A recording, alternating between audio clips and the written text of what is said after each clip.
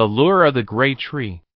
Another year had passed in the quiet, snow-dusted woods of Yellowstone National Park, and another hibernation was upon the bear family.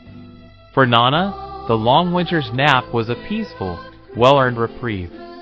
But for Nikomi and Chinook, the cubs whose hearts had been touched by the magic of Christmas the year before, the prospect of a month-long sleep was a dreary, unappealing one. They were a little older now, their fur a little thicker, and their sense of adventure twice as keen. The whispers of the past Christmas, tales of lights, presents, and a kindly figure in red had become a constant undercurrent in their playful chatter, a secret language between siblings.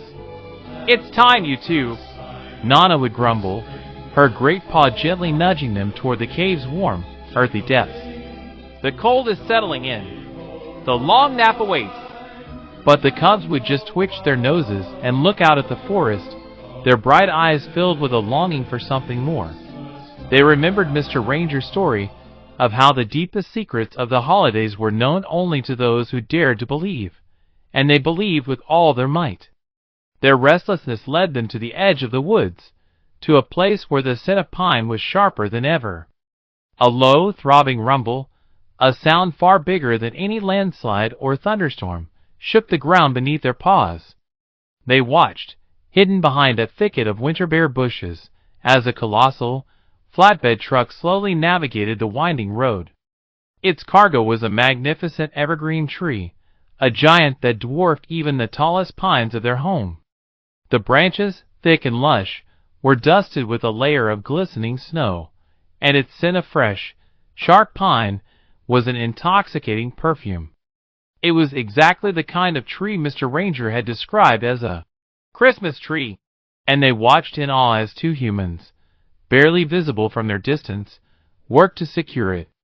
The men's voices, though muffled by the distance, carried on the cold, clear air. "Central Park," one said, his voice ringing with pride.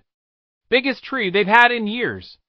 The words were like a secret code, whispering of a new adventure, a journey to a place of glittering lights and unknown wonders. The cubs, hearts thumping with the rhythm of the truck's engine, knew they couldn't simply sleep through this. The desire to see Central Park, to be a part of the grand spectacle the whispers had foretold, was too strong to ignore. Hitching a ride. Opportunity, or fate, arrived in the form of a particularly tricky, winding turn. The truck, slowing to a crawl to navigate the sharp curve, groaned under the immense weight of the giant tree. Nikomi and Chinook, their eyes bright with a mixture of fear and excitement, knew this was their only chance.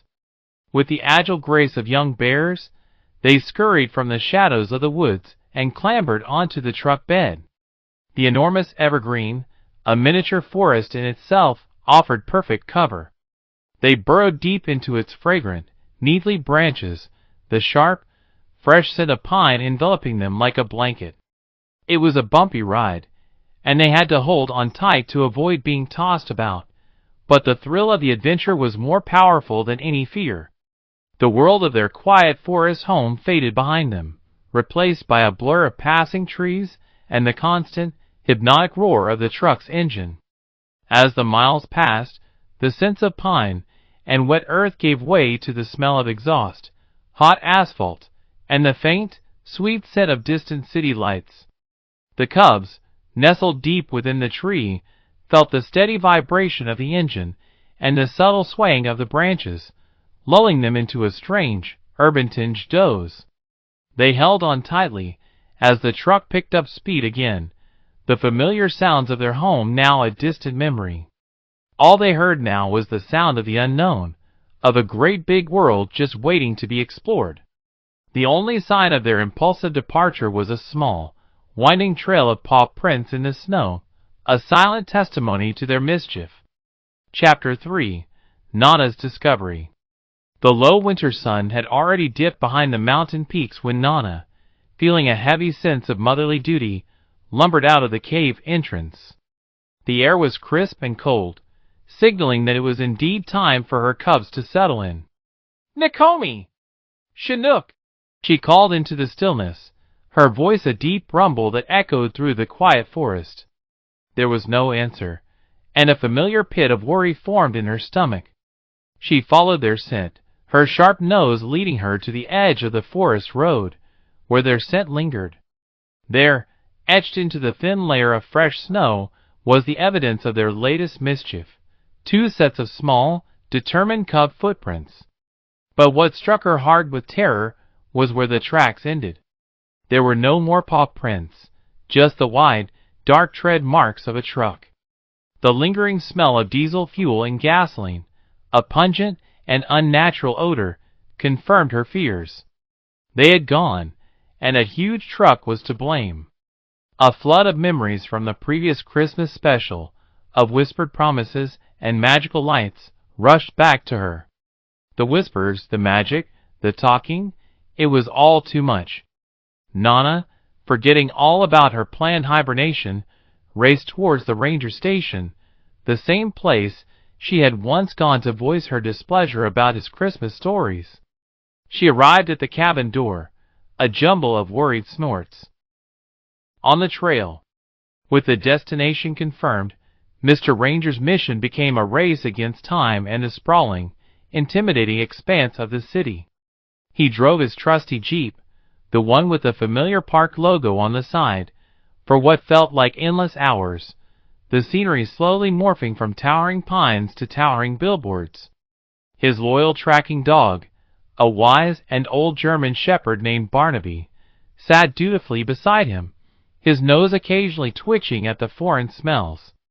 While the ranger focused on the road, he made a series of careful phone calls to the Central Park Conservancy and the NYPD, explaining the situation in calm, measured tones.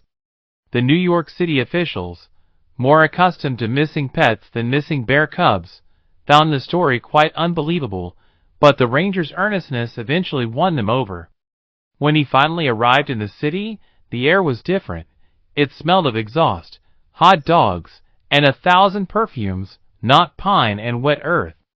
He felt a deep sense of displacement, a tiny piece of the wilderness swallowed by the concrete jungle. But his resolve was stronger than ever. The city was a formidable maze, but he was a tracker at heart, and he knew his cubs were somewhere within it.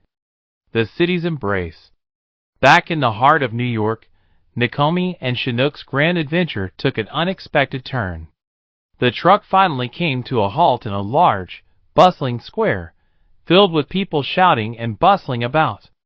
They were at the heart of Central Park. The tree was slowly being hoisted into place by a giant crane, its movements causing the branches to rustle and sway wildly. This sudden, violent motion was too much for the cubs. A great jolt sent them tumbling from their cozy hiding place. They landed with a soft thud in a pile of snow, a small avalanche of glittering ornaments and pine needles tumbling with them. They scurried away, a flash of brown fur and wide, frightened eyes, vanishing into the maze of Central Park, unnoticed in the surrounding commotion. They were alone now, in a world bigger and louder than anything they could have ever imagined. The city's embrace was a strange mix of fear and wonder. A world of wonders. Lost and alone, Nikomi and Chinook explored their new world. The city, so intimidating at first, revealed its wonders. The cubs found an abundance of discarded food in overflowing trash cans, a veritable feast compared to the berries and grubs of the forest. They marveled at the bright, glittering decorations that adorned every tree and building. They were particularly fascinated by the giant ice rink, where they watched a group of figures glide effortlessly across the frozen surface. "Look at them go!" Nikomi exclaimed, his voice filled with wonder. "They're just like the fish in our lake, but on top of the water." The cubs were starting to get comfortable, even a little bit overconfident, in their strange, new home. The city's embrace, once terrifying, was now becoming a fascinating, if overwhelming, playground. The Ranger's hunt. Mr. Ranger, arriving in Central Park, was immediately overwhelmed by the sheer scale of the city. He connected with the local park rangers, and together they began their search. Barnaby, though distracted by the myriad of new scents, followed the trail with a dogged determination. The ranger, using his knowledge of bear behavior, reasoned that the cubs would likely be near a food source. This led them to a particularly crowded area near a food cart, where Barnaby picked up a strong recent scent. The ranger's heart, which had been heavy with worry, soared with a sliver of hope. He knew they were close. The talk of the park. As Christmas Eve approached, the city's festive spirit reached a fever pitch. At midnight, as the legendary folklore promised, the animals of Central Park were blessed with the gift of human speech. The cubs, huddled together under a giant ice sculpture, were startled to hear a tiny field mouse pipe up. "I saw them," he squeaked, his voice filled with urgency. "Two brown cubs near the ice rink earlier today." The cubs, astounded, listened as a wise old owl, perched high in a tree, added, "They were admiring the lights, and they looked so sad." The animals of the park, united by the magic of Christmas, pooled their collective knowledge, and a plan began to form. The Animal Assembly. The animals of Central Park, from the city squirrels to the brave, urban pigeons, banded together. The squirrels, agile and quick, would patrol the park, searching for the cubs. The pigeons, with their aerial view, would watch from above. The field mice, with their small size, would search the ground. The wise old owl would act as the lookout, his sharp eyes missing nothing. The animals spoke in hushed tones, their voices filled with concern and determination. They knew that if they could guide Mr. Ranger to the cubs, they could all ensure a happy Christmas for their furry, lost friends. The Whisper Network. The field mouse, a brave and determined creature, found Mr. Ranger and Barnaby near the carousel. He squeaked loudly until he got their attention, then began to speak in a quiet, urgent voice. "The cubs are near the main tree," he said. "The owl saw them. They're cold and hungry." Mr. Ranger, astounded to hear a field mouse speak, stared in disbelief. Barnaby, however, understood immediately. He barked and wagged his tail, urging the ranger to follow the mouse's directions. The ranger, trusting his dog's intuition and the strange Christmas magic, followed the tiny, brave creature towards the main Christmas tree. A merry reunion. The main Christmas tree, fully decorated and lit, was a sight to behold. The cubs, huddled together under the boxes of ornaments, were shivering. They heard the familiar sound of Barnaby's barking and looked up. They saw their friend, Mr. Ranger, his face etched with worry, but his eyes filled with love. "Nikomi! Chinook!" he called out, his voice thick with relief. The cubs, their hearts overflowing with a mixture of joy and shame, ran into his arms.